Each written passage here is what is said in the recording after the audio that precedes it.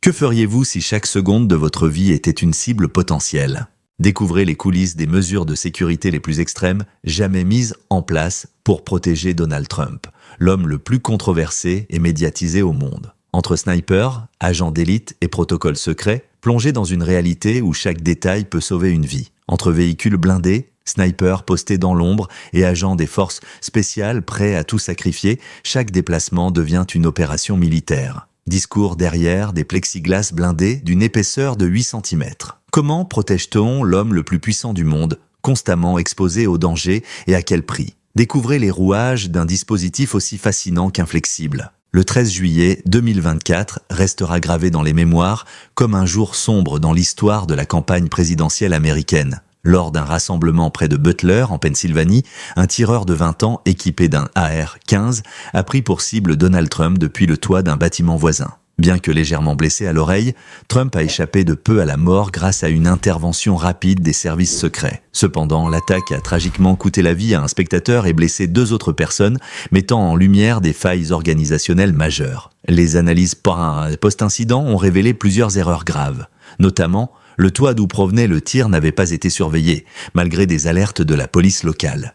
Une communication insuffisante entre les équipes sur le terrain a également permis à l'assaillant de se positionner sans être repéré. Ces failles ont conduit à une vague de critiques à l'encontre de Kimberly Shea, directrice des services secrets à l'époque, qui a présenté sa démission peu après. Cet incident a marqué une remise en question profonde des pratiques en vigueur, ouvrant la voie à des changements structurels et stratégiques majeurs.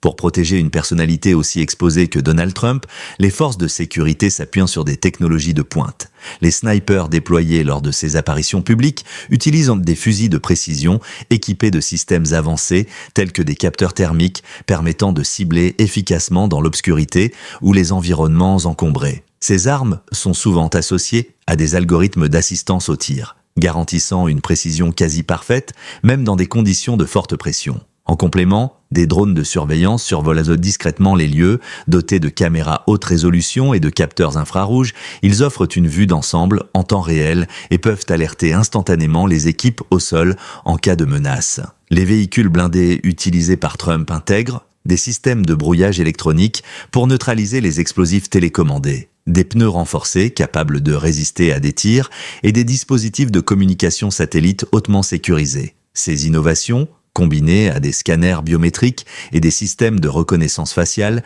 permettent de surveiller les foules en détectant rapidement les comportements suspects. Ensemble, elles forment une barrière technologique impressionnante contre les menaces modernes, illustrant l'évolution constante des moyens de protection rapprochés. Un nouvel allié stratégique dans cette évolution technologique est Elon Musk. Grâce à son expertise dans des domaines tels que l'intelligence artificielle, les drones avancés et les réseaux satellites, Musk apporte des innovations de pointe aux dispositifs de sécurité présidentielle. Par exemple, des satellites Starlink sécurisés assurent une communication ininterrompue, tandis que des prototypes de drones autonomes, capables de surveiller des zones étendues en temps réel, sont actuellement testés pour renforcer la sécurité lors des déplacements de Trump.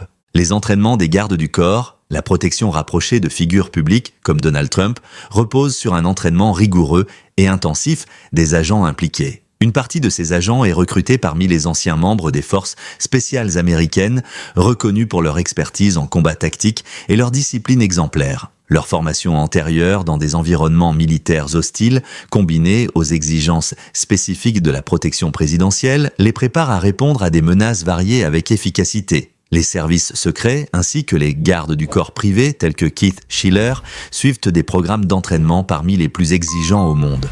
Ces entraînements combinent des compétences physiques, tactiques et psychologiques pour préparer les agents à faire face à toute éventualité, des tentatives d'assassinat aux menaces inattendues. Les agents des services secrets subissent des semaines de formation physique intense, incluant des simulations d'attaques en milieu urbain et des exercices de tir sous stress.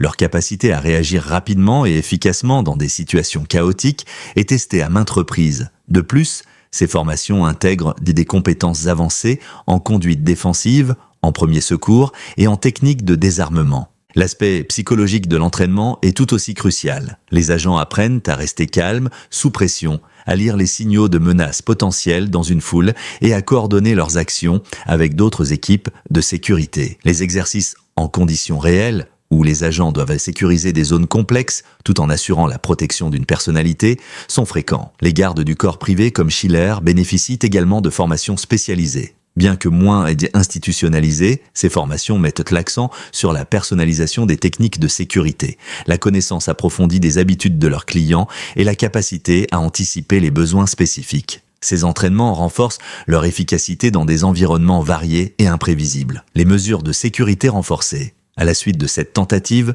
une refonte complète des protocoles de sécurité a été entreprise.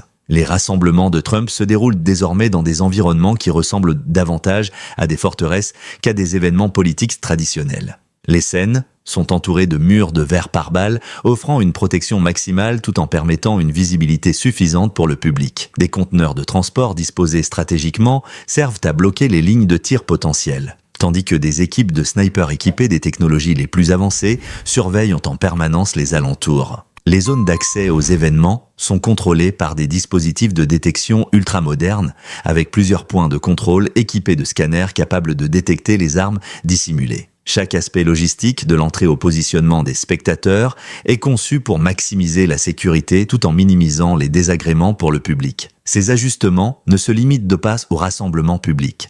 Les déplacements de Trump sont planifiés avec une précision militaire, intégrant des véhicules blindés, des itinéraires secondaires et des équipes de reconnaissance.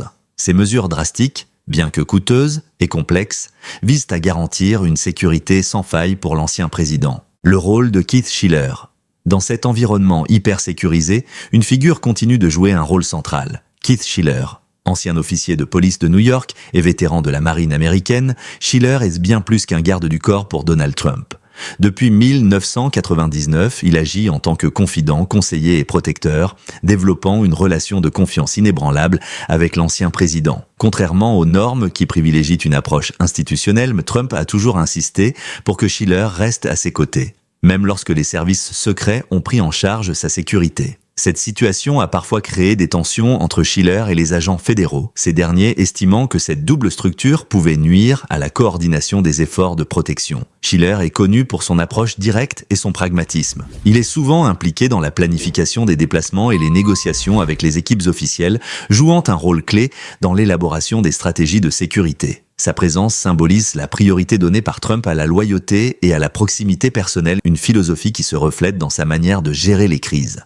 Et toute cette sécurité est issue du contexte historique où les services secrets des États-Unis, créés en 1865 pour lutter contre la contrefaçon, n'ont pris en charge la sécurité présidentielle qu'après l'assassinat de William McKinley en 1901. Depuis, leur champ d'action s'est étendu pour inclure la protection des anciens présidents, un droit consolidé par la loi de 1958. Ces agents doivent s'adapter à des contextes variés, souvent imprévisibles, allant des visites diplomatiques à la surveillance de propriétés privées. Que pensez-vous de ces mesures de protection extrême? Sont-elles justifiées ou relèvent-elles de la paranoïa? Faites-le nous savoir dans les commentaires si cette plongée dans les coulisses du pouvoir et de l'argent vous a intéressé. N'oubliez pas de laisser un pouce bleu sous cette vidéo et de vous abonner pour ne rien manquer de nos prochaines vidéos sur l'opulence, le pouvoir, la richesse et des personnes les plus influentes du monde. À très bientôt et cliquez sur une des cartes qui s'affichent.